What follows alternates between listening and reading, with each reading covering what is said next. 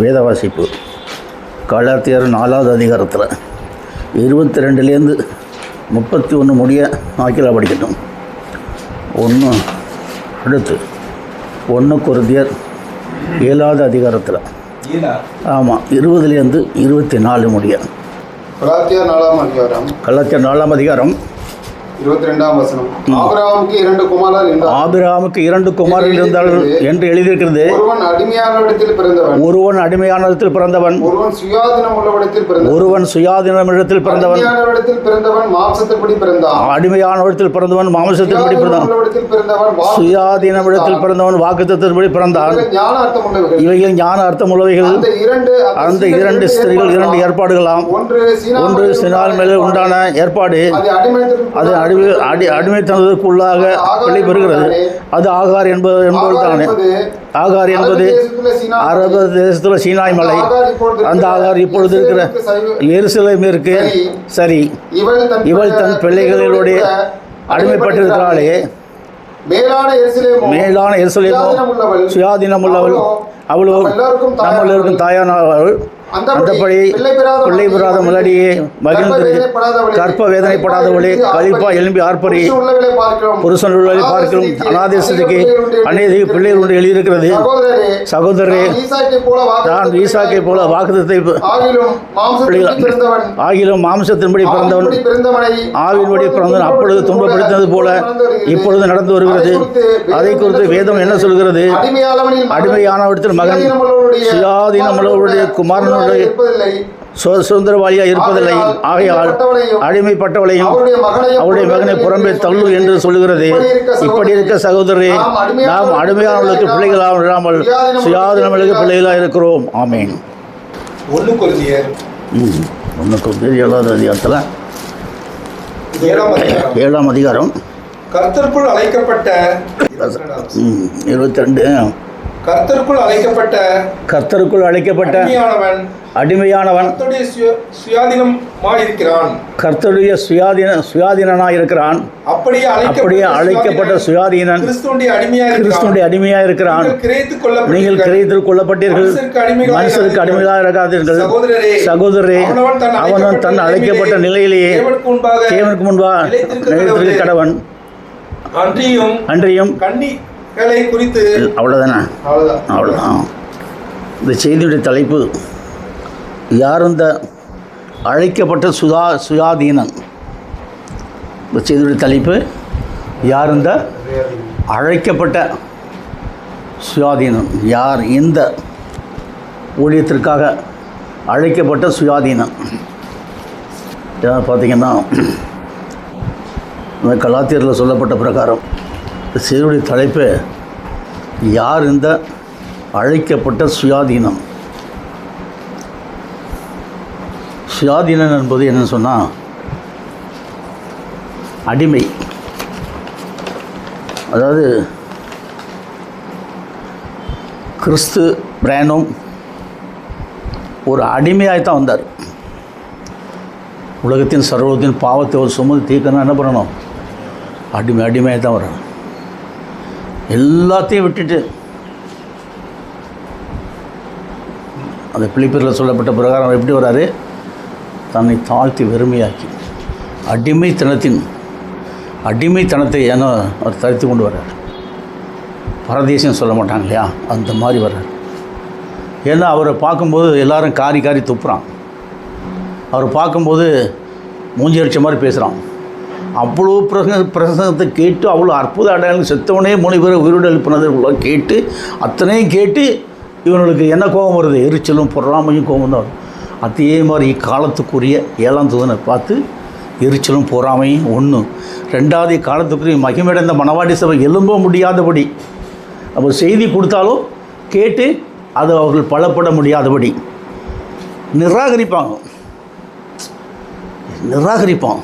நிராகரிக்கிறது. உலகத்தில் ஒன்றே ஒன்று தான் இருக்குது. எது?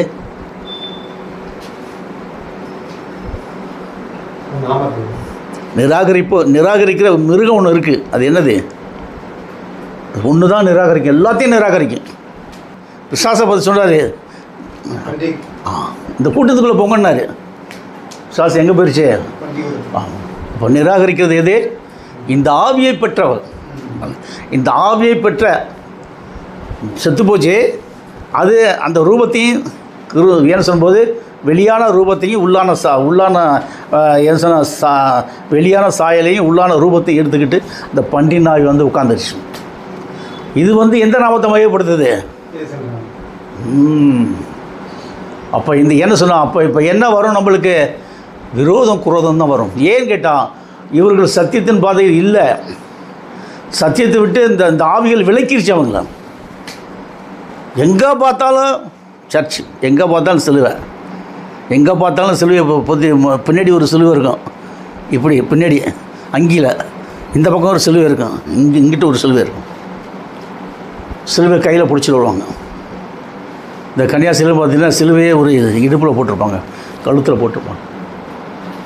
ஒரு அடையாளம்னு சொல்லிட்டு சிலுவை எங்களுக்கு அடையாளம் அப்படின்னு சொல்லிட்டு அது என்ன அப்படி சொல்லும்போது இவர்களுக்கு அடையாளம்னா சொன்னார் இல்லையா, அடையாளத்தை தேடுகிறான்ற மாதிரி. இந்த செய்தியுடைய தலைப்பு யார் இந்த அழைக்கப்பட்ட சுயாதீனம்? இந்த செய்தியின் தலைப்பு என்ன? யார் வந்து அழைக்கப்பட்ட சுயாதீனம். அதில் அங்கே 2 பேரும் சொல்கிறார். பார்த்தீங்கன்னா உங்களுக்கு கிறிஸ்துவை கொண்டு என்ன உணவை கொண்டு சிலுவையில் அடிச்சுட்டானோ, சிலுவையில் தொங்குறாரு. ஆமாம், அவர் தொங்கி ஏலோயி ஏலோயி லாமா சபக்தான்னு சொல்லிட்டு இவர் விட்டார். அப்போ இவர் கொண்டே அடக்க மாட்டாங்க, முடிஞ்சு போய். ஆனால் அவருக்குள்ளேருந்து யார் வந்தா? அடிக்கப்பட்ட வண்ணம் உள்ளவர். அப்போ இவர் தான் சுயாதீனன். அவர் வந்து அடிக்கப்பட்டவர். அப்போ அடிக்கப்பட்டவருக்குள்ளேருந்து அடிக்கப்பட்ட வண்ணமுள்ளவர் வெளியில் வர்றார் இல்லையா, இவர் தான் சுயாதீனன். இவருக்கு என்ன புரிஞ்சு? அடிக்கப்பட்ட வண்ணமுள்ளவர்லேருந்து வெளியில் வந்துட்டார். இவர் தான் சுயாதீனன். என்ன சொல்லும்போது ஒன்றும் ஆபிரகாமுக்கு 2 குமாரர்கள் பிறந்தாங்க. ஒன்று ஆபிரகாமுடைய வித்தில் தான் பிறக்குது ரெண்டுமே. ஒன்று வாக்குத்தத்தப்படி ஆசீர்வதிக்கப்பட்டவள் யார்? சாராள். அது அடிமைத்தன பெண் ஆகார். அடிமைத்தன பெண்ணிட்ட. அப்போ என்ன அப்படி சொல்லி பார்த்தா இங்கு வாக்குத்தத்தம். அந்த வாக்குத்தத்தம் என்ன சொல்றா? நீ ஒரு குமாரனை பெறுவாய், சிலுவை மரண பிரசவத்தில் நீ ஒரு குமாரனை பெறுவாய்.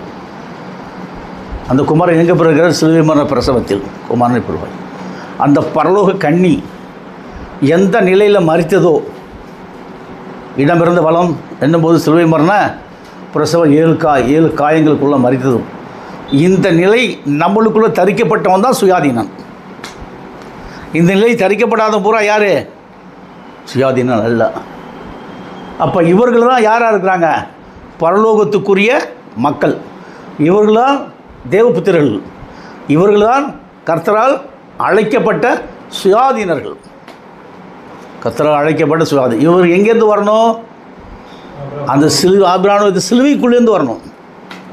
அந்த சிலுவைக்குள்ளேருந்து வர்றதை இவங்க தான் ஆபிரகாமுடைய வித்து. இப்போ யார் கொண்டு வரணும்? இந்த சத்தியத்தை யார் கொண்டு வரணும்? யாருக்கு புரியும்? ஆபிரகாமுடைய வித்தில் வந்த அந்த கோத்திரத்தில், ஆபிரகாமுடைய வித்தில் வந்த அந்த ஊரினுடைய 7ஆம் தூதனுக்கு தான் இந்த காரியம் புரியும். மற்றவனுக்கு புரியாது. எல்லார் கையிலும் வேதம் இருக்குது. யார் கையில் வேதம் இல்லை?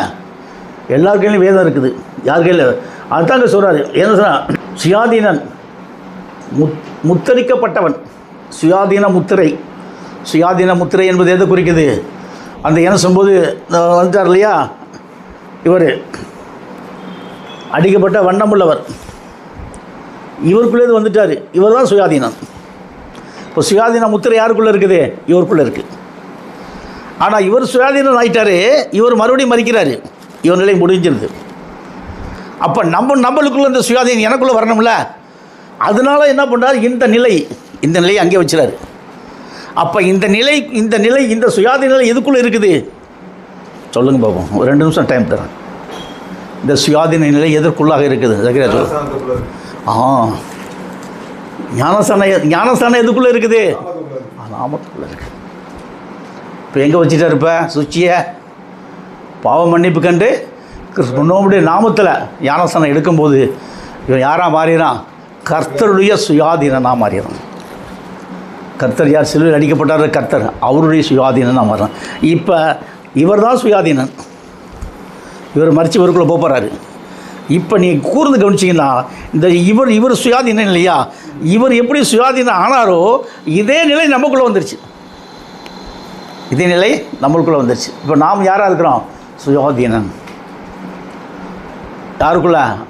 கிறிஸ்துக்குள்ள சுயாதீனம். அதைத்தான் இங்கே ரொம்ப தெளிவாக சொல்கிறாரு. இப்போ முன்னாடி நீங்கள் பார்த்தீங்கன்னா ஆதாம உருவாக்கும் போது எப்படி இருந்தான் அவன்? ஜீவ சுவாசம் ஊதுனா ஜீவாத்மா, ஜீவ சரீரம். அடுத்து என்ன இருந்துச்சு? ரத்தத்தின் நிலை. நம்மளுக்கு 3 நிலை வந்துருச்சு. உன்னுடைய கிரியைக்கு தக்கபடி, உன்னுடைய நடை உடைய பாவனைக்கு தக்கபடி முதல்ல ஜீவ சுவாசம் வந்துருச்சு, ஜீவாத்மா வந்துருச்சு, ஜீவ சரீரம் கிடச்சிச்சு. உங்களுக்கு ஓடுது பாருங்கள் ரத்தத்தின் நிலை. இது கொஞ்சம் கொஞ்சமாக மாறும். இந்த ரத்தத்தின் நிலை ஜீவனுக்குள்ளும் வந்துருச்சுன்றதுக்கு என்ன அடையாளம் சொன்னா, நீ நடக்கும்போது அந்த இடத்துலேயே நடந்து போவேன். அவர் நடக்கும்போது அந்த இடத்துலேயே நடந்தார். பூட்டின வீட்டுக்குள்ளே போயிட்டார், ஆலயத்துக்குள்ளே விட்டு வெளில போயிட்டார். அடுத்து எங்கே போனார்? மலை மேலே ஏறி போகிறாரு. அந்த இடத்துலேயே நடந்து போகிறாரு. அங்கே போய் சிவம்பு மறுபடியும் அந்த இடத்துலேயே கீழே வர்றாரு. கடல் மேலே நடந்து போனார். இவன் எல்லாரும் பிடிச்சி கட்டி கொண்டு போய் கழுகு மல்ல போடலான்னு சொல்லி தூக்கிட்டு போகிறானோ, தள்ளி விட்டானோ கொண்டு போயிட்டு கீழே வந்து நின்று மற்றவங்களுக்கு பிரசங்கம் பண்ணிகிட்டு இருக்காரு. கழுகு மல்ல தள்ளி விட்டால் ஒரு கழுகு கீழே விடுமா? அப்போ எப்பேற்பட்ட ஒரு, ஏன்னா அவர் இந்த சுயாதீன நிலையை நமக்கு தர்றதுக்காக வேண்டி தான் அவ்வளோ கஷ்டப்பட்டு நம்மளுக்கு கொடுத்துட்டார். இப்போ இவர் எப்படி சுயாதீனனாக இருக்கிறாரோ இந்த சுயாதீன நிலை நம்மளுக்குள்ளே வந்துருச்சு. இப்போ நான் இது வந்துட்ட பிற்பாடு நம்மளுக்குள்ள என்ன வந்தது? ஜீவ சுவாசம், ஜீவாத்மா, ஜீவ சரீரம் வந்துட்டு 3 நிலை கிடச்சிருச்சு. ரத்தத்திலே ஜீவனாக மாறுறதுக்கு உன்னுடைய கிரியைக்கு அதை கிரியையில் வச்சுட்டார். நீ ஓடுற ஓட்டம் இருக்குது பாருங்கள், கிறிஸ்துக்குள்ளாக ஓடுற ஓட்டம். உலகத்தில் பொண்ணும் பொருளை நீ சேர்த்து வைக்காத. நீ சேர்த்து வைக்க வேண்டிய பொருள் என்ன இருக்குது?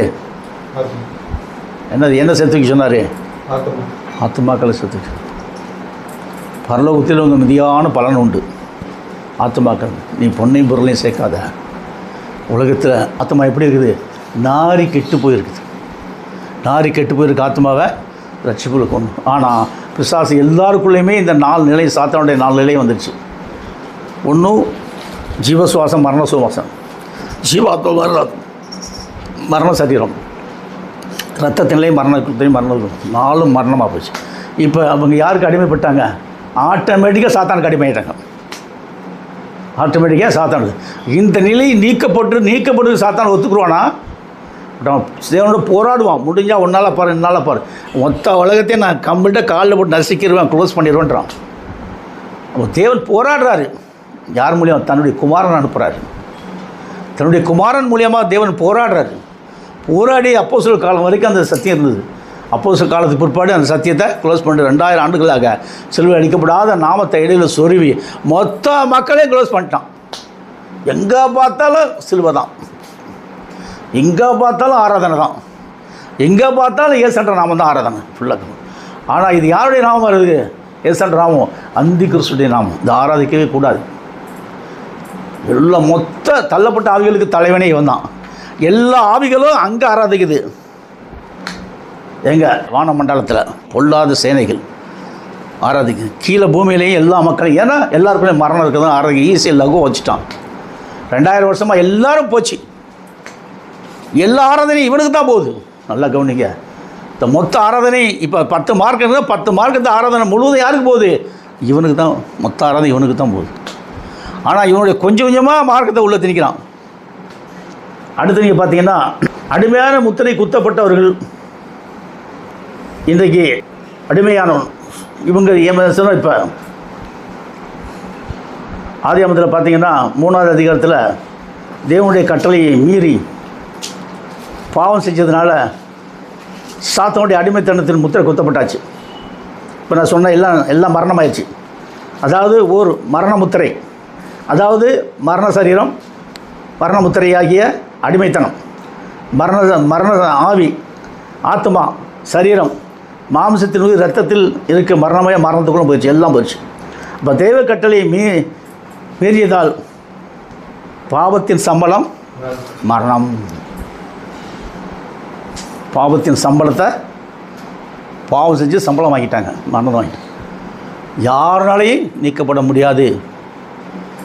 அப்போஸ்தலர் காலத்துக்கு அப்போஸ்தலருக்கு இறக்கப்பட்டு தேவன் அவங்களோட இருந்ததுனால இந்த மனுமக்கள் மேல் இறக்கப்பட்டு பிதாவாகிய தேவன் தன்னுடைய சொந்த குமாரன், தன்னுடைய வித்தில் குமாரன் அனுப்புகிறார். அவருடைய வித்தில் குமாரன் பிறக்கிறான் தான் பிதாவாகிய தனக்குன்னு ஒரு மனைவி ஆயத்தப்படுத்தி பரலோக கண்ணி ஆயத்து அந்த கண்ணியோடு அவர் சேர்ந்து தன்னுடைய வித்தை அதுக்குள்ளே வச்சு 3 வருஷம் ஊழியம் மக்களுக்கு மத்தியில் நடமாட விட்டு 3 வருஷம் கழித்து செல்வியில் அடிக்க வச்சு ரத்தம் சிந்தி செத்து போன பிற்பாடு அதுக்குள்ளேருந்து தன்னுடைய குமாரன் எடுக்கிறாரு. அதுக்குள்ளேருந்து தன்னுடைய சொந்த குமாரன் எடுக்கிறார். பரலோக கண்ணிக்குள்ளேருந்து சொந்த குமாரன் வந்துட்டார். அப்போ இவர் தான் பிதாவாகிய தேவனுடைய சொந்த குமாரன். இப்போ இவர் யாருடைய நாமத்தை ஆராதிக்க வைக்கிறார்? இவருடைய நாமத்தை ஆராதிக்க வைக்கிறார். இப்போ இவருக்குள்ளேருந்து இவர் வர இதை விட்டுருவோம், இது அப்புறமா பார்ப்போம். இவருக்குள்ளே இவர் ஆராதிக்க வைக்கிறார். நாமத்தை தான் ஆராதிக்க வைக்கிறார். அடுத்து பார்த்தீங்கன்னா அதே 3:15 ஒரு அழிவுக்குரிய அடிமைத்தனம் இருந்து நமக்கு எப்படி விடுதலை? இதுவே பாவத்தின் சம்பளம் மரணம் சொல்லிட்டார். இது ஒரு அடிமைத்தன முத்திரை. கடந்த 24,000 ஆண்டுகளுக்கு முன்பு ஏதேனில், எத்தனாயிரம் ஆண்டுகளுக்கு முன்பாக? 24,000 ஆண்டுகளுக்கு முன்பு. ஒரு சுமார் ஒரு கணிப்பு, ஒரு 15,000 ஒரு 10,000 வருஷத்துக்கு முன்னாடி வச்சுங்களேன். 24,000 வருஷம் ஒரு கணக்கு போட்டிருங்க. அது ஆதியாகமம் 2:15-16 படி தேவ கட்டளை மீறியதால் மேற்படியான சாத்தானின் அடிமைத்தன முத்திரையாகிய மரணத்தால் ஜெனிப்பிக்கப்பட்டார்கள். சாத்தானுடைய அடிமைத்தன முத்திரையாகிய மரணத்தால் ஆதாம் ஏவாள் என்ன பண்ணிட்டாங்க? ஜெனிப்பிக்கப்பட்டார்கள். ஜெனிப்பிக்கப்படுறது எப்படி சொல்கிறோம்? எப்படி சொன்னால் பிதாவாகிய தேவன் மண்ணில் தான் மனுஷனை எடுத்து என்ன பண்ணார்? உருவாக்கினார். அதே மாதிரி சாத்தான் என்ன பண்ணான்? மண்ணில் ஒரு மனுஷியை பென்சல் பண்ண உருவாக்கிட்டான். இந்த பெர்சன்ட்பருக்குள்ளே இவனை மரண ஆவியை ஊற்றிட்டான். அதை அயர்ந்த நித்திரை விழாயலும் எடுத்து ஆன்சர் பண்ண உருவாக்கிட்டான். இப்போ இனக்கலப்படம் பண்ணுறதுக்கு என்ன பண்ணிட்டான்? இப்போ 2 பேரையும் ஜோடு மாற்றி சேர்த்து விட்டான். ஆதாமுடைய வித்து யாருக்குள்ளே போயிடுச்சு? பென்சல் பண்ணுக்குள்ள. அப்போ ஆன்சர் பண்ண வித்து யாருக்குள்ளே போயிடுச்சு? ஏவாளுக்குள்ளே போயிடுச்சு. பூமி கெட்டு போகுமா? கெட்டு போவாதா? கம்ப்ளீட்டாக கெட்டு போச்சு, நாரி கெட்டு போச்சு. இப்போ மனுஷன் எப்படி ஆகிட்டான்? நாரி கெட்டு போயிட்டான். ஃபுல்லாக கம்ப்ளீட்டாக. அதை விடுவிப்பது என்பது சாதாரண காரியம் அல்ல. அது பிதாவாகிய தேவன் கைகொட்டி சிரிக்கிறாங்க மொத்த கூட்டமும். பிதாவாகிய தேவனை பார்த்து கேலி பண்ணுறது, கிண்டல் பண்ணுறது. எனக்கு புரியுது. வேதத்தை வாசிக்கும்போது அவரை பார்த்து கேலி கிண்டல் பண்ணுறாங்க எல்லாம். நீ எல்லாம் பண்ணி என்ன ஆச்சு? ஒருத்தன் கூட இல்லையே. அவருடைய குமாரன் அனுப்பி கூட முடியலை, கவுத்திட்டான்.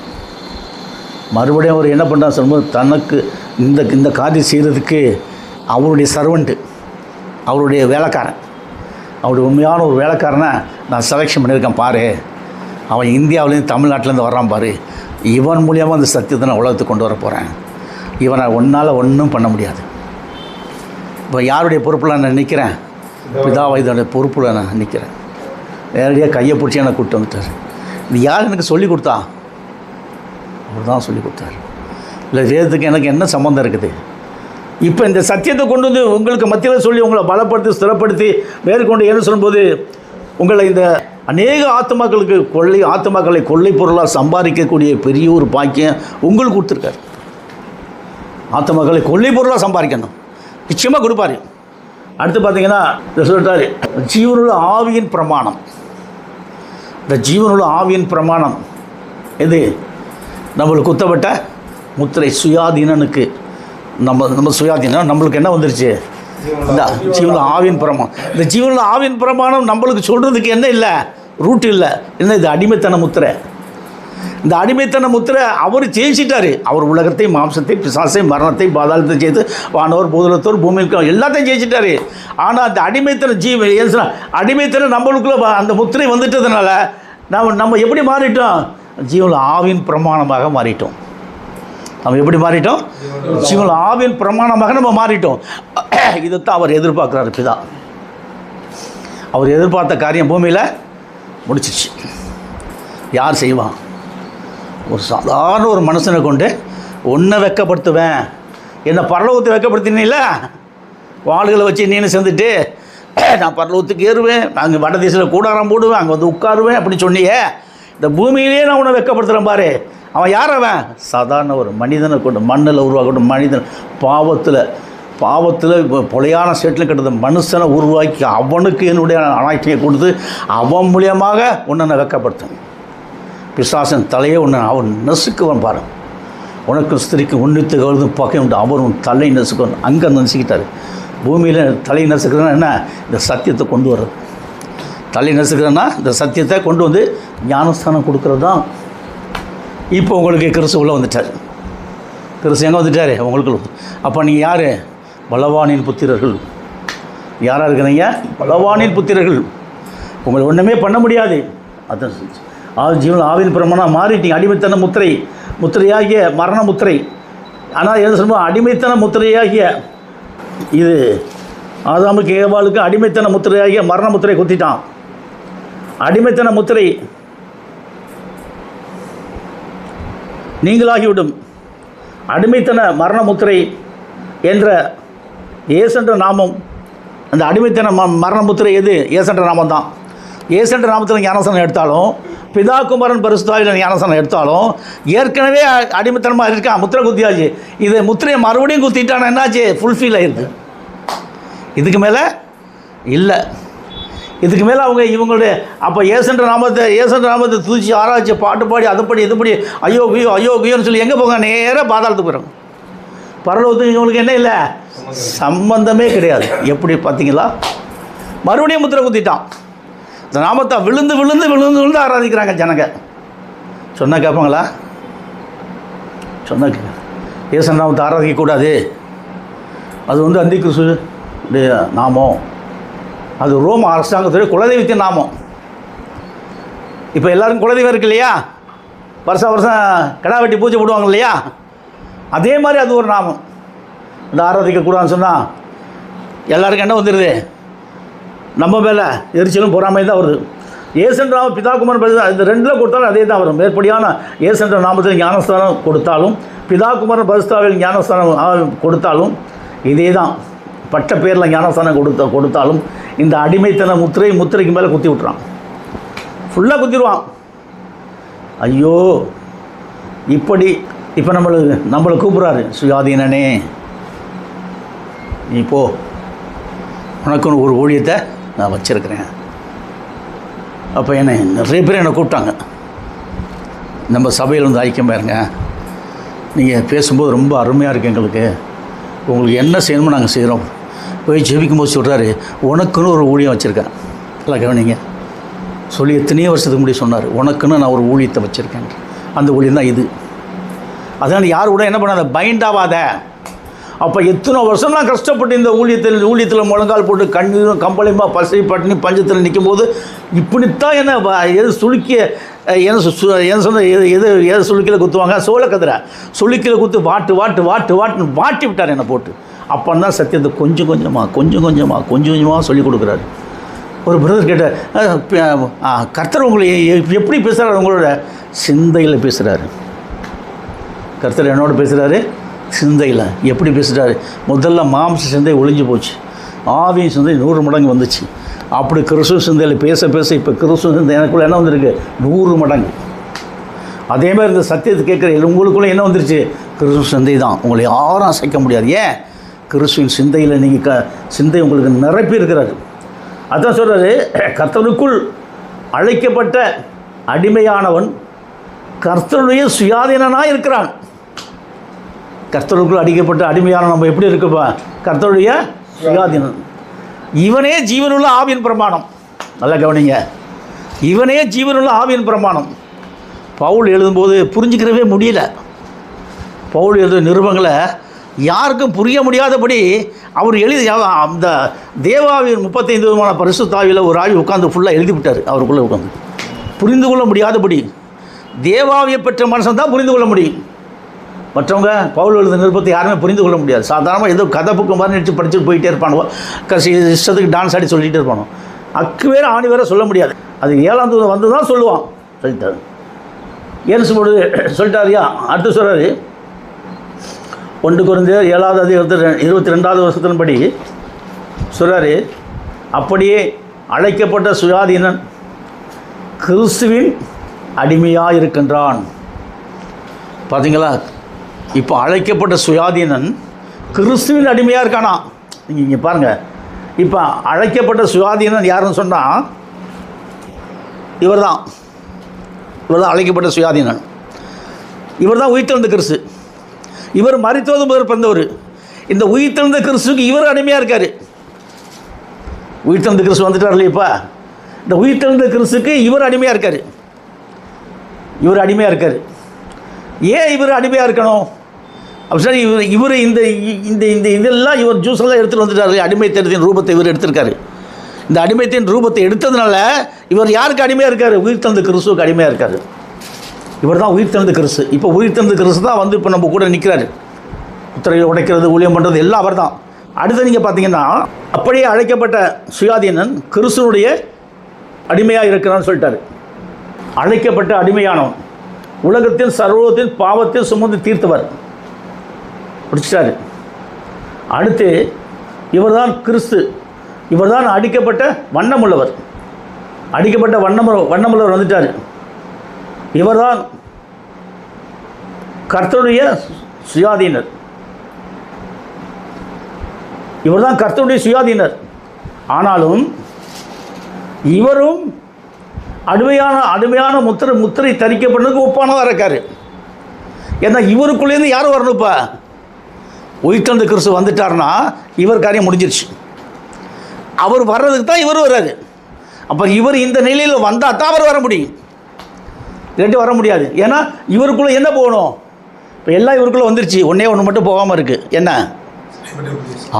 சுழியற்பட்டி உபதேசம் உள்ளே போயிடுச்சுன்னா ஒரு உழுக்கி இவரை க்ளோஸ் பண்ணிட்டு இவர் வந்துடுவார். அவர் வந்துட்டார். இப்போ அவர் மூணாவது நபரை வந்துட்டார். இப்போ முதல் நபர் க்ளோஸு, 2வது நபர் க்ளோஸு, 3வது நபர் வந்துட்டார். இப்போ இவங்க 2 பேரும் செய்யக்கூடிய ஊழியத்தை இவர் செய்கிறார். யாருடைய நாமத்தில்? இவருடைய நாமத்தில். இவருடைய நாமத்தில். பிரம்மனுடைய நாமம் யாருடைய நாமம்? அது மத்தேயு 1 சொல்கிறார் இல்லையா, அவள் ஒரு குமாரனை பெறுவாய், அவருக்கு பிரணவம் என்று அந்த நாமத்தில் இன்றைக்கி ஊழியம் பண்ணுறார். யார் பண்ணுறது? உயிர்த்தெழுந்த கிறிஸ்து. எவ்வளோ பெரிய கிருவிக்குள்ளாக நம்மளை தூக்கி போயிட்டார் பண்ணுங்க. இவர் என்ன பண்ணுறாரு? கிறிஸ்துவை பற்றிய 7 உபதேசத்தால் ஜெனிப்பிக்கப்பட்டவர் இவர். அடுத்து ஜெனிப்பிக்கப்பட்ட உயிர்த்தெழுந்த கிறிஸ்து இவர் தான். 2 நிலையை முடிச்சு போய் 3வது நிலைக்கு வந்துட்டார். இப்போ இந்த செய்தியுடைய தலைப்பு யார்? இந்த அழைக்கப்பட்ட. இப்போ நம்ம தான் யார்? இந்த அழைக்கப்பட்ட சுயாதீனன். அவரும் கிடையாது. அவருக்குள்ளே போயிட்டார். இப்போ அந்த நாமத்துக்குள்ளே இவர் வந்துட்டார். நாமத்தில் ஞானஸ்தானம் எடுத்தோன்னா நமக்குள்ளே வந்துட்டார். இப்போ உயிர்த்தெழுந்த கிறிஸ்து என் பக்கத்தில் நிற்கிறாரு. இடது பக்கத்தில் நின்று எனக்கு ஊழியத்தை தர்றாரு. இவர் யாரும் அசைக்க முடியாது. யாரை அசைக்க? வான மண்டலத்துக்கெல்லாம் தலைவர் இவர் தான்.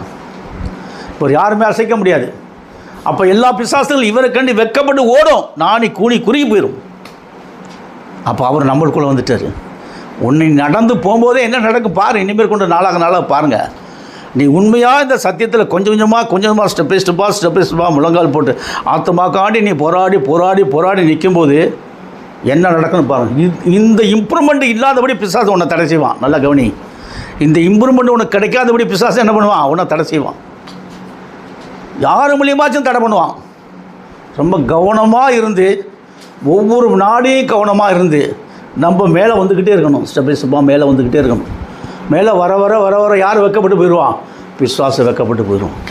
அதுக்கு ஓமானத்தை அவர் கொடுக்குறது பார்த்தாலே ரொம்ப ஆச்சரியமாக இருக்குது. பார்ப்போம், அதையும் பார்ப்போம். ஏன்னு சொன்னால் இதில் அவனவன் தான் அழைக்கப்பட்ட நிலையிலேயே நிலைத்திருக்க கடவன். நீ அடிமையாய் அழைக்கப்பட்டிருந்தால் கவலைப்படாதே. நீ சுயாதீனமாக அழைக்கப்பட்டிருந்தால் அது அப்படியே நில்லு. கர்த்தருக்குள் அழைக்கப்பட்ட அடிமையானவன் கர்த்தருடைய சுயாதீனனாக இருக்கிறான். இப்போ நீங்கள் கர்த்தருக்குள் அழைக்கப்பட்டீங்க. அவருடைய நாமத்தை தரித்து கொண்டு உள்ளே வந்துட்டவங்க நீங்கள் யாராக மாறிட்டீங்க? சுயாதீனாக மாறிட்டீங்க. இந்த சுயாதீனர் யாருக்குள்ளே வந்துட்டார்? உங்களுக்குள்ளே வந்துட்டார். உங்களுக்குள்ளே வந்துட்டார். ஞானஸ்தானத்தின் மூலியமாக அடிக்கப்பட்டார் இல்லையா, அவர் அடிக்கப்பட்ட வண்ணமுள்ள அருக்குள்ளே வந்துட்டார். இப்போ ஒரு ஞானஸ்தானம் கொடுக்கும்போது ரெண்டாவது நிலையில் இருக்கக்கூடிய அந்த சின்னம் இடமிருந்து வளம் என்னும்போது சிலுவை மரண பிரசவ ஏழ்காய் முத்திரை உங்களுக்குள்ள வந்துருச்சு. அந்த முத்திரைக்கு மேலே என்ன வந்துருச்சு? நாமம் வந்துருச்சு. அந்த அந்த அந்த காயத்துக்குள்ளே என்ன இருக்குது? ரத்தம் இருக்குது. காயம், ரத்தம், நான் ஏன் சொல்லும்போது அதுக்கு மேலே சுழியப்பட்ட உபதேசம், அந்த சுழியப்பட்ட உபதேசத்துக்கு மேலே இதுதான். இந்த 4 உங்களுக்குள்ளே வந்துட்டதுனால அவர் உலகத்தை, மாம்சத்தை, பிசாசை, மரணத்தை, பாதத்தை எப்படி ஜெயித்தாரோ அதே மாதிரி ஜெயங்கொள்ளக்கூடிய ஒரு பெரிய ஒரு அளப்பரிய காரியம், அளப்பரிய நன்மையான காரியத்தை நம்மளுக்கு செய்து முடிச்சிட்டார். பிதாவாகிய தேவன் எவ்வளோ கிருபை வச்சு இந்த மக்களுக்கு. ஏன்னா பிசாசு அந்தளவுக்கு அவரை நைய படைச்சி விட்டான். சாதாரண மனுஷனை கொண்டு உன்னை கொல்ல போகிறான்னு சொன்னார்.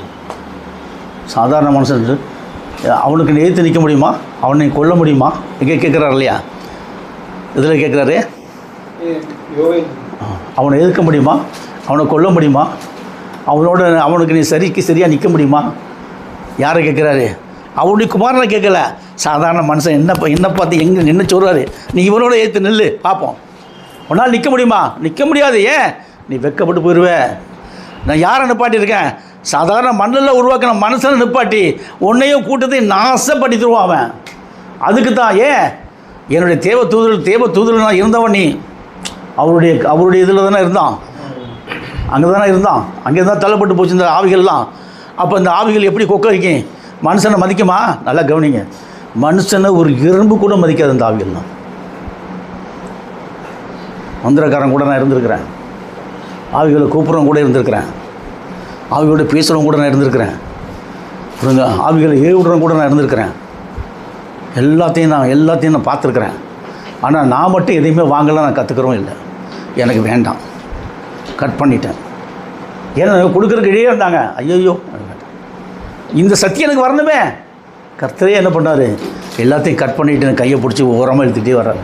நீ நடந்து என் பின்னாடியே வா. நடந்து எங்கே கூட விட்டார்? பெரிய அகலமான இந்த ஹோலி பைபிளுக்குள்ளே ஒன்றா விட்டார். இதுதான் ஜீவனோட பாதை. இந்த ஜீவனோட பாதையில் ஒன்றா விட்டான்ப்பா, நீ நடன்ற நடக்கிறதுக்கு என்ன பண்ணுறாரு? அவரே எனக்கு எல்லாத்தையும் சொல்லித்தரார். அடுத்தது சுயாதீனம் இருக்கும். அப்படியே அழைக்கப்பட்ட சுயாதீனன் கிறிஸ்துவனுடைய அடிமையாக இருக்கிறான். அழைக்கப்பட்ட சுயாதீனன் யாருக்கு அடிமையாக இருக்கார்? இப்போ உயிர்த்தெழுந்த கிறிஸ்துவுக்கு அடிமையாக இருக்கும். இப்போ நாம் யாருக்கு அடிமையாக இருக்கிறோம்? உயிர்த்தெழுந்த கிறிஸ்துவுக்கு. இதாக்குதுங்க, உயிர்த்தெழுந்த கிறிஸ்து பிரணவமுக்கு நாம் உயிர்த்தெழுந்த கிறிஸ்துவம் சொல்லணும். வெறும் கிறிஸ்து பிரணவம் சொல்லிடக்கூடாது. நாம் இப்போ யாருக்கு அடிமையாக இருக்கிறோம்? உயிர்த்தெழுந்த கிறிஸ்து பிரணவமுக்கு அடிமையாக இருக்கும். அப்போ உயிர்த்தெழுந்த கிறிஸ்து பிரணவமுக்கு நாம் அடிமையாக இல்லையா? அடிமை தான். ஏன்னு கேட்டால் நம்மளை கொண்டு தான் என்ன பண்ணுறாரு? நம்ம அடிமையான நம்மளை கொண்டு தான் அவர் என்ன பண்ணுறாரு? இந்த கூட்டத்தெல்லாம் நசுக்கிறாரு. இந்த இறங்கி தள்ளப்பட்ட ஆவிகள் கூட்டம்லாம் என்ன பண்ணுறது? வெக்கப்பட்டு போகும், அசிங்கமாகிடும். அண்ணா எவ்வளோ ஒரு சர்ச்சை கட்டியிருக்கான். அதே மாதிரி ஏரியாவுக்கு ஏரியா இந்த மெட்ராஸ் சிட்டியே விலைக்கு வாங்கிடுவான் அரசிக்காரன். அந்தளவுக்கு ஃபண்டு இருக்குது. விற்றாங்கன்னா வாங்கிடுவான், விற்றாங்கன்னா வாங்கிடுவான். என்னன்னா அவங்களுடைய ஜம்பம் இனிமே கொண்டு பழிக்காது. ஏன்? ஊரின் 7ஆம் தேவன் எழுப்பிட்டார். மகிமெடுத்த மணவாட்டி சபையை தேவன் எழுப்பிட்டார். இதன் மூலியமாக அவங்களுக்கு என்ன வரும்? தள்ளப்பட்ட ஆவிகளுக்கெல்லாம் வெக்கக்கேடு, மானக்கேடு எல்லாம் பின்னோக்கி ஓடும். அந்த மாதிரியான சூழ்நிலையை உருவாக்கிட்டு சொல்கிறாரு, அடிமையாக இருக்குன்னு சொல்லிட்டு, நீங்கள் கிரயத்திற்கு கொல்லப்பட்டிருக்கிறீர்கள். மனுஷருக்கு நம்ம அடிமை இல்லை, அடிமையாக சகோதரரை அவனவன் தான் அழைக்கப்பட்ட நிலையிலேயே தேவனுக்கு முன்பாக நிலைத்திருக்க கடவன். இப்போ நம்ம அழைக்கப்பட்ட தேவனுக்கு முன்பாக நம்ம அப்படித்தான் இருக்கிறோம். நாம் எந்த நிலை, ஏன்னா இந்த அழைப்பை எவனுக்கு தெரியாத. அவன் யாருக்குள்ள அழைக்கப்பட்டிருக்கான்? அந்தி கிறிஸ்துக்குள்ள அழைக்கப்பட்டிருக்கான். அந்தி கிறிஸ்துக்கு சத்தியமே தெரியாது. படிங்க, படிச்சுங்க. ஆகார் என்பது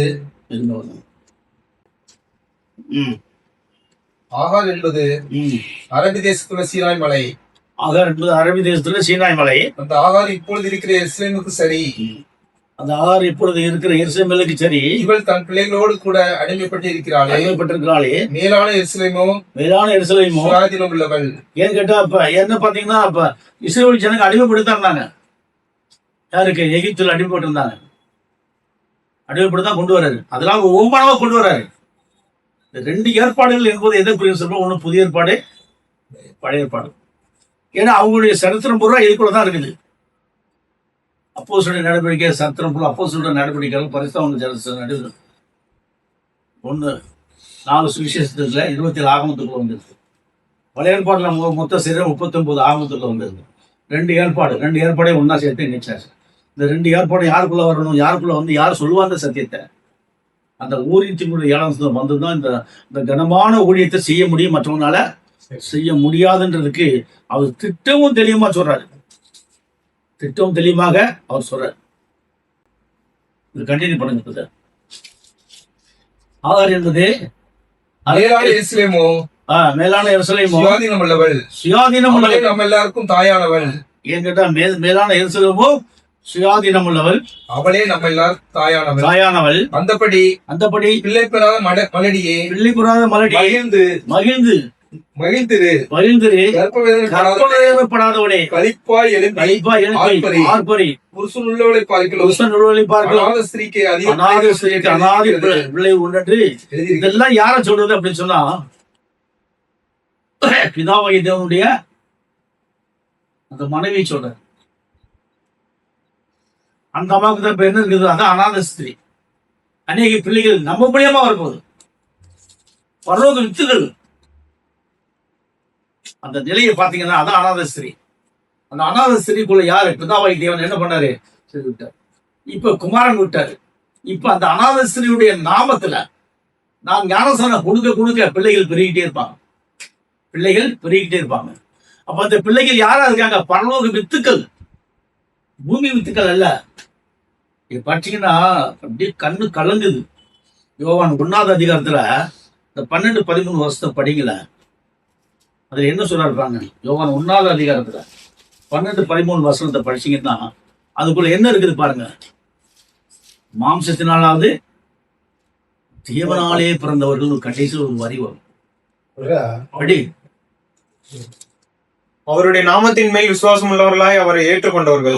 பாத்தீங்களா? இப்ப அவருடைய நாமத்தின் மேல் ஞானஸ்நானம் அவரை ஏற்றுக்கொண்டவர்கள் எத்தனை பேர்களோ, அத்தனை பேர்களும் தேவனுடைய பிள்ளைகளாக அவர்களுக்கு அதிகாரம் கொடுத்தார். அவர்கள் ரத்தத்தினாலாவது சித்தத்தினாலாவது பிறவாமல் தேவனாலே பிறந்தவர்கள். அப்ப தேவன் யாரா இருக்காரு? இப்ப கிறிஸ்தவர்களும் எந்த நாமத்துல ஞானஸ்நானம் கொடுக்குறேன்? அவருடைய நாமத்துல உங்களுக்கு ஞானஸ்நானம் கொடுத்தோன்னு அவரால் நீங்க பிறந்திருக்கிறீங்க. உங்களுக்குள்ள இருக்கிற உலகத்தில் இருப்பவனை காட்டில் உங்களுக்கு இருப்பவர் பெரியவர். அப்ப உங்களை கண்டு யார் கூட தள்ளப்பட்ட அவங்க அத்தனை உங்களை கண்டு நடுங்கும். ஆனா உங்களுக்கு இப்ப தெரியல. நீ சத்தியத்துல நீங்க உண்மையாக சத்தியத்துக்காக செயல்பட்டு ஆத்மாக்காண்டி போராடி நிற்க நான் சொன்ன சத்தியத்துல மைண்ட்ல வச்சு நீங்க நல்ல கண்மூடி முழங்கால் போட்டு ஜெபிக்க இந்த வேதத்துல சத்தியத்துல நீ ஃப்ரீயா இருக்கும்போது கேசட்லாம் போட்டு கேட்டு நீங்க பலப்பட உங்களுக்கு என்ன வரும்? தேவாய் உங்களுக்கு அசைப்படுவார். அது அந்த உன்னால அசைவார்ல தேவ ஆவி அவர் தான் எனக்கும் நம்மளுக்குள்ள அசைவார். இப்போ தேவாயு அசை வந்த மகிழ்ந்த மனமாற்ற செல்வங்களோ அவர் தான் அசைவார். இந்த அசைவாடும் போது என்ன நடக்குன்னு நினைக்கிறீங்க? பிசாசை வெட்கப்படுத்திடுவார். உலகத்தில் இருப்பன நம்ம குரல் போல் பெரியவர் என்ற பெரிய எளிமை பிரகாசுக்கு வந்து திரும்பி தந்துட்டார். அடுத்த வசனம் பார்த்தீங்கன்னா, அந்தபடி சகோதரரே நாம் ஈசாக்கை போல பிள்ளைகளா இருக்கிறோம். பாத்தீங்களா? இங்க எங்க கொண்டு வந்து பாத்தீங்களா? ஈசாக்கு வாக்குத்தத்தம் பெற்றவன். தேவனுடைய வாக்குத்தத்தின்படி நான் உன்னை ஆசீர்வதிப்பேன் ஈசாக்கு சொன்னார். பல இடத்துல சொல்லிட்டு ஏற்கனவே சொல்லிட்டோம். அந்த ஈசாக்குடைய ஆசீர்வாதம், ஆபிரகாமுக்கு உண்டான ஆசீர்வாதம், யாக்கோபுக்கு உண்டான ஆசீர்வாதம், மொத்தம் இஸ்ரவேல் ஜனங்களுக்கு உண்டான ஆசீர்வாதம் மொத்தம் யாருக்குள்ள வந்துருச்சு? நமக்குள்ள. ஏன்னா அவங்க ஏற்றுக்கொள்ளல. அவங்க ஏற்றுக்கொள்ளவே இல்லை. இவர்கள் ஏற்றுக்கொள்ளவே கிடையாது. இஸ்ரவேல் ஜனங்கள் சொல்றாருக்குள்ளேயே அவங்க ஏற்றுக்கொள்ளவே இல்லை. அவன் தனி நாடாகி போயிட்டான். ஆனா இந்த சத்தியத்தை கொண்டு வர்றது தமிழ்நாட்டுக்குள்ளதான் வருது. அது இந்தியாவுல தமிழ்நாட்டுக்குள்ள வருது. அப்ப எவ்வளவு பெரிய இந்த தமிழ்நாடே இந்தியாவே புண்ணிய பண்ண நாடு தான் சொல்லணும். அடுத்து பாத்தீங்கன்னா, ஆகிலும் மாம்சத்தின்படி பிறந்தவன் ஆவியின்படி பிறந்தவனை துன்பப்படுத்தினது போல நடந்தது. அதை குறித்து வேதம் என்ன சொல்லுகிறது? மாம்சத்தின்படி பிறந்தவன் சொல்லும்போது அப்போஸ்தலர் 2:30 ஞானஸ்நானம் எடுத்தவன், இயேசு நாமத்தில் ஞானஸ்நானம் எடுத்தவன். ஞானஸ்நானம் தேவையில்லை. கர்த்தராகிய இயேசு கிறிஸ்துவை விசுவாசித்தால் ரட்சிக்கப்படுவாய். இருதயத்தில் விசுவாசம் வாயிலே அறிக்கைட்டா ஞானஸ்தானம். இந்த மாதிரி வர்றவங்க எல்லாருமே ஞானஸ்தானம் தேவையில்லைன்னு சொல்லுவோம். ஆசீர்வாதங்கள் மொத்தம் இவங்கெல்லாம் இதுக்குள்ள வந்துடுறாங்க. மாம்சத்தின்படி பிறந்தவனா இருக்கிறான். இவங்கெல்லாம் யாரும் இருக்கிறாங்க? மாம்சத்தின்படி பிறந்தவன். ஆணும் பெண்ணும் சேர்ந்து மாம்சத்தின்படி கேவலமான சந்ததின்னு தான் சொல்லணும். நம்மளும் அப்படித்தான் இருந்தோம். ஆனா இவங்க சொல்லு கேட்டு வந்துட்டாங்க, நான் சத்தியத்துக்காண்டி வந்துட்டாங்கன்னா இவங்க மாறிடுவோம். வருவாங்களா? ஆனா நம்மளுடைய முழங்கால், அதாவது ரட்சிக்கப்படுகிற கர்த்தர், அந்த ரட்சிக்கப்படுற மக்கள் முழங்கால் போட்டு சேர்த்து அவங்கள உள்ள கொண்டு வரணும். அடுத்து சொன்னா அதை குறித்து வேதம் என்ன அதை சொல்கிறது? குறித்து வேதம் என்ன சொல்கிறது? அடிமையானவளின் மகன் அடிமையானவளின் மகன் சுயாதீனம் உள்ளவளுடைய குமாரோடு இருப்பதில்லை. இருப்பதில்லை. ஏன்னு கேட்டா இவர் சொல்லிட்டாரு அடிமையார் சுதந்திரம் இல்லை. ஆனா இருந்தாலும் ஒரு இரக்கம். கர்த்தர் என்ன பண்றாரு? ரொம்ப இறக்கப்படுறாரு. கர்த்தர் ரொம்ப இறக்கப்படுறார். காணாமல் ஸ்திரீ வந்தார். ஆண்டவரே என் பிள்ளைக்கு பிள்ளைகளுடைய பத்தி இந்த நாய்களுக்கு போறது வந்து கதறலாம். உங்களுடைய விசுவாசம் உனக்கு பெருசு. நீ கேட்டபடி உனக்கு இன்றைக்கு பிள்ளைகளுடைய அப்பம் என்பது அவருடைய மாம்சம் ரத்தம் தான். என் மாம்சத்தை குறித்த ரத்தத்தை பானம்னு சொல்றது அதான். பிள்ளைகளுடைய நாம் தான் இன்றைக்கு பிள்ளைகள். உலகத்திலேயே வேர்ல்டுலேயே இன்றைக்கு கிறிஸ்துடைய மாம்சத்தையும் ரத்தத்தையும் புரிசுறது நாங்கள் தான். யாருக்கு இந்த பாக்கியம்? இனிமேல் கொண்டு உங்கள் நிமித்தமாக உங்கள் மூலியமாக வரக்கூடிய மக்களுக்கு கிடைக்கிறதுக்கு ஒரு பெரிய சந்தர்ப்பம் இருக்கு. ஏன்னு கேட்டா இங்க பாத்தீங்கன்னா இப்போ நீங்க உங்க மனை பிள்ளைங்க கரெக்டா முன்னாடி வந்துட்டீங்க. எங்க லைன் இருந்து வரல, இவர் லைன் இருந்து வரல. அவங்களாம் இங்க வந்து உட்கார்றதுக்கு அவங்க என்ன இல்லை வந்து அப்படியே சப்போஸ் வந்து உட்கார்ந்துட்டாங்கன்னா கதருவான். அது ஒரு நிலையை கத்தர் வச்சிருக்காரு. சொல்லி சொல்றாரு, ஆகையால் அடிமையானவளையும் அவளுடைய மகனையும் புறம்பே தள்ளி என்று சொல்கிறது. அடிமையான புறம்பே தள்ளுன்னு சொன்ன சார் சொல்லிட்டா, அவன் தள்ளிட்டான். சாரா சொல்லிட்டா, அவன் தள்ளிட்டான். பொண்டாட்டி தாசன் முந்தாடியை பிடிச்சிட்டு பொண்டாட்டியை சுத்திட்டான். முடிஞ்சு போச்சு கதை. தள்ளிட்டான். அது ரொம்ப தள்ளுறான். தள்ளிட்டான். என்ன சொல்லும் போது உடம்பு தள்ளிட்டான். ஆனா கர்த்தர் தள்ளினாரா? அங்காரே எங்க போற? நீ அங்கே போ, நாச்சியாட்டி போ. அந்த அம்மா வைக்கப்பட்டு போச்சு. எந்த பெரிய மகத்தான கிருமிக்குள்ள கர்த்தன்களை கொண்டு வர. இன்னைக்கு நாம் யாரா இருக்கிறோம்? அடிமைத்தன முத்திரை நாம் தரித்து சுயாதீனா இருக்கிறோம். யாரா இருக்கிறோம்? அடிமைத்தன முத்திரையை தரித்ததுனால நாம் யாரா மாறிட்டோம்? சுயாதீனாக மாறிவிட்டோம். இப்ப நம்மளுக்கு அடிமைத்தன முத்திரை, இந்த அடிமைத்தன முத்திரை நம்மளுக்கு எப்படி மாத்திருச்சு? சுயாதீனாக. அப்ப பிசாசு வெக்கப்படுறது எதனால? உனக்குள்ள இருக்க அடிமைத்தனத்தின் முத்திரையை கண்டுதான் பிசாசு வெக்கப்படுவான். அவனுக்கு வெக்கப்படுவான், பயப்படுவான். வேற வெக்கப்படுறது வேற, பயப்படுறது வேற. நடந்து போன பெய்க அல்லறி ஓடுது. அதே மாதிரி நீ நடக்கும்போது சில காரியம் கண்ணதுக்கே நடக்கும். நீங்க பயந்துடக்கூடாது. அதை பார்த்து சொல்லிட்டேன், நீங்க பயந்துருக்க. ஏன்னா நான் ஒரு நாள் பஸ்ல உட்காந்து வரும்போது ஒரு அம்மா என்ன கண்டு அலறிடுச்சு. அலறணுன்னா என்ன பண்ண, என்ன சொல், என்னையா உங்களுக்கு என்னதான் அலருது? உங்களை பார்த்தா நீங்க கிறிஸ்தவங்களா? ஆமா. என்ன சார் இந்த மாதிரி சார்? நேரம் போயிட்டு தலையில கை வச்சு இப்போ ஏசு நாள் தான் சொல்லு, ஏசு நாமத்துல பிசாசை அமைதியா இருந்தேன். அப்படியே அமைதியா ஒரே வார்த்தை, ஏசு நாமத்துல பிசாசை அமைதியா இருந்தா அமைதியா இருந்துச்சு. எதுக்கு இது சொல்ல வர சொன்னா, அப்ப எனக்கு ஏசு நாமம் தான் தெரியும். ஆனா இப்ப புதிய நாமக்கு முன்னோடைய நாமம் நம்மளுக்கு தெரிஞ்சிருச்சு. இப்ப இந்த நாமத்துல நம்ம எதை வேணாலும் சாதிக்க முடியும். உலகத்துல ஆத்மாக்களை கூட்டி சேர்க்கிறது தான் சாதனை. அவருக்கு உலகத்தொட்டு அடிக்கப்பட்ட ஆத்மா தெரிந்து கொள்ளப்பட்ட பாத்திரங்களை, சுவாதீனமுள்ள பாத்திரங்களை கூட்டி சேர்க்கும். அதான் சொல்ற, இப்படி இருக்க சகோதரரே, நாம் அடிமையானவளுக்கு பிள்ளைகளாயிராமல்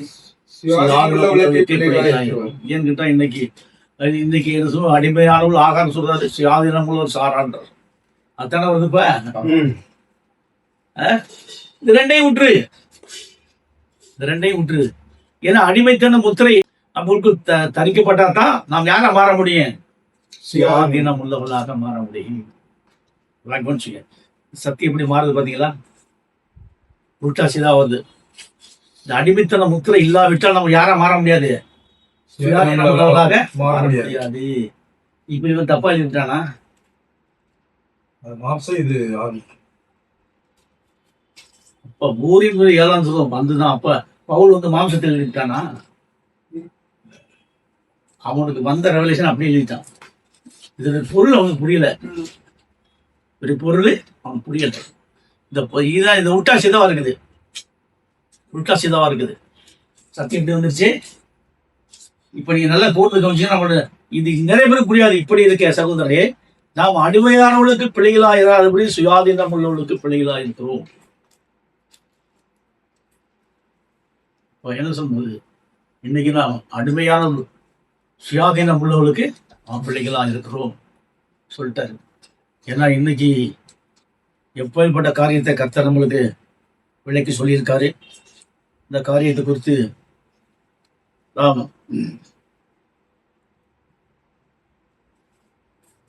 அதே எப்படி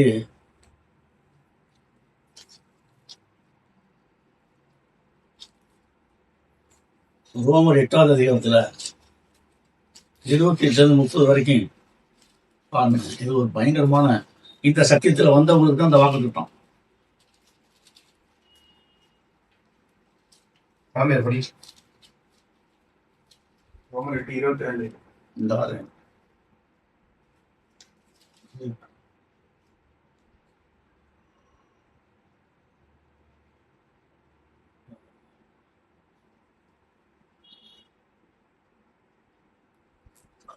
28 30 வரைக்கும் நினைக்கிறேன். ரோமர் 8ஆவது அதிகாரம்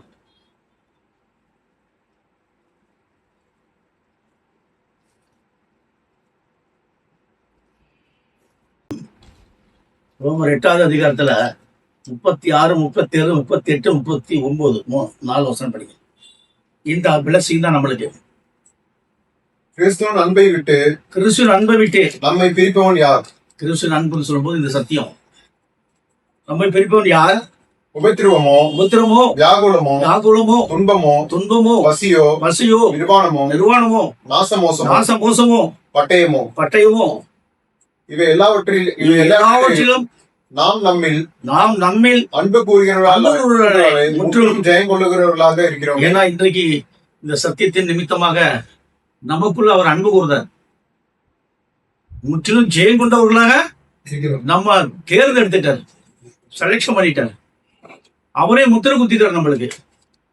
இப்ப நம்மளுக்குள்ள முத்திரை, அவருடைய முத்திரை தரிக்கப்பட்ட பிற்பாடு இந்த பிளஸிங் வந்துதான் ஆகணும். நம்மளுக்கு வராம இருக்கிறதுக்கு நம்மளுக்கு என்ன இல்ல, சந்தர்ப்பம் இல்லை.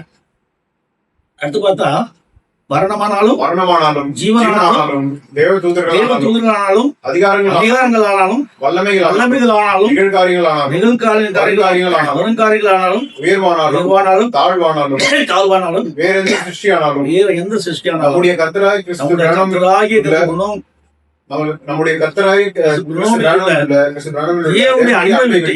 நம்மை பிரிக்க மாட்டாதே நிச்சயித்திருக்கிறேன். தேவனுடைய அன்பு என்பது இந்த வேதத்துள்ள ரகசியத்தை மறைபொருளை வெளிப்படுத்துறது. இதுதான் அன்பு. தேவனுடைய அன்பு என்பது சாதாரண அன்பு கூற முடியாது. எல்லார் மேலேயும் அன்பு கூறுவதும் இல்லை. ஏன்னா என் மேல அன்பு கூறுறா அப்படின்னு எதுக்குன்னா இந்த ரகசியத்தை சொல்லிட்டாரு. மகிமையிட மணவாட்டி சபை, அவருடைய சபை, கர்த்தருடைய சபை, சபையில் உள்ள பரிசுத்தவான்களுக்கு இந்த ரகசியங்கள்லாம் சொல்லி கொடுத்து உங்களை ஒரு மூட்டப்பட்டு தேத்துற மாதிரி, தண்ணி தேத்துற மாதிரி உங்களை தேத்தி எடுத்து அநேக மக்களுக்கு உலக தொட்டவங்க அடிக்கப்பட்டு ஆட்டுக்குள்ளே ஜீவ மக்களை எல்லாம் முதல்ல நம்ம கூட்டி சேர்க்கும். எதுல? முழங்கால். தேடுங்கள் கண்டடைகள். முழங்கால தான் தேட முடியும். நம்ம தேடும் போது முழங்கால் கண்ணீரோடு ஜெபிக்கும் போது நிச்சயமான முறையில் அவர் இந்த சத்தியத்துக்குரிய மக்களை கொண்டு வருவார். அப்ப இங்க பெரிய ஒரு பாக்கியத்துக்குள்ள நம்மளை இன்றைக்கு நடத்திட்டாரு.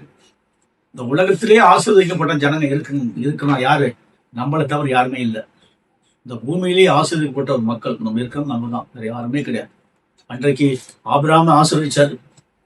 நீ மேற்க போ, கிழக்க போ, தெற்க போ, எங்க வேணாலும் போ, உனக்கு என்ன இருக்கு, உன் இடம்லாம் உனக்கு தான், கானான் தேசம் முழுவதும் உனக்கு தான், உனக்கும் சந்ததி கொடுப்பான்னு சொன்னார். இன்றைக்கு அன்றைக்கு ஆபிரகாமுடைய காலத்தில் அந்த மக்கள் கொடூரமான மக்கள் இருந்தாங்க. அதே மாதிரி இன்றைக்கு ஆபிரகாமுடைய வித்துல கேத்துவ சந்தையில் வந்த ஊரின் 7ஆம் காலத்துல இந்த மக்கள் கொடூரமான மக்கள். இந்த வேதத்தை வச்சிருக்க மக்கள் தான் கொடூரமான மக்கள். வேற யாரையுமே நம்ம சொல்ல முடியாது. இவங்க வந்துட்டாங்கன்னா அவங்க தன்னால் வந்துடும். இவன் தான் மறுதளிக்கிறவன். இந்த வேதத்தை வச்சுட்டு என்ன பண்ணுவான்? கிறிஸ்துவ மறுதளிக்கிறவன். இந்த கூட்டம் வேதத்தை வச்சிருக்கிற மக்கள் தான். இவன் தான் மறுதளிப்பா. ஏன்? இவருக்கு இயேசுவை தவிர யாரும் தெரியாது. இயேசுவை தவிர யாரும் தெரியாது. இயேசுவை தவிர யாரும் தெரியாது. என்னடா சிலுவையில் அடிக்கப்பட்ட 7 காயங்களுக்கு வந்து அவருடைய நாமம் 7 எழுத்து தனித்தனியா வந்துதான் ஆராதனை சொல்லலாம். அதான் பிராணம். இயேசுவே தெரியாது. இவர் சொன்னபடி இயேசுவே தெரியாது.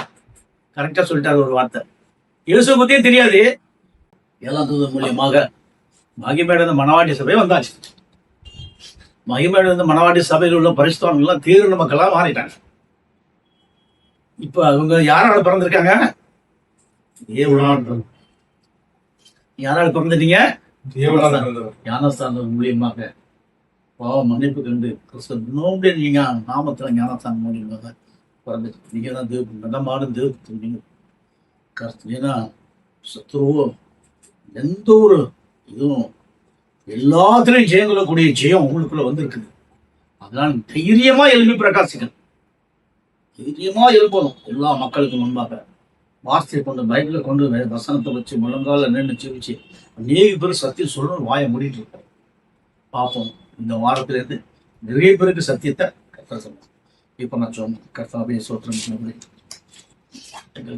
மாணவரே பரலோகத்தை மகத்துவம் நேற்று ஆண்டவரே சோத்திரம் ஆண்டவர் கர்த்தாவே சோத்திரம் ஆண்டவரே